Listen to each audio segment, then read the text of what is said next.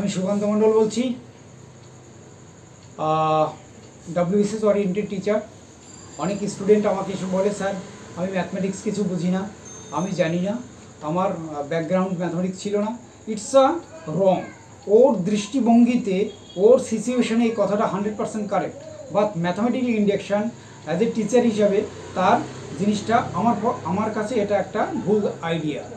এই ভুল আইডিয়া বলতে, আমি যদি দীর্ঘ 10, 15, 20, 25 বছরের WBCS A grade, B grade, C grade, যে কটা গ্রেড আছে অ্যানালাইজ করি, মেজরিটি এমনকি 80%, যদি বলি 85%-এর যত WBCS অফিসার আছে তার ম্যাক্সিমাম হচ্ছে আর্টস ব্যাকগ্রাউন্ড, কমার্স ব্যাকগ্রাউন্ড।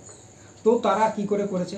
প্রথম কথা হচ্ছে গিয়ে তাদের মাথার মধ্যে একটাই জিনিস হবে যে WBCS খুব ইজি জিনিস, একটা সার্কেল আছে, একটা ব্যাকগ্রাউন্ড আছে, সেখানে তোমাকে ঢুকতে হবে, এবং ম্যাথামেটিক্সটা ম্যাথামেটিক্স নয়, সেটা তোমার নিজস্ব মতো একটা লজিক, একটা হিসাব নিকাশ, তোমার কুইজের মতো সিস্টেম তৈরি করে তোমাকে এগোতে হবে।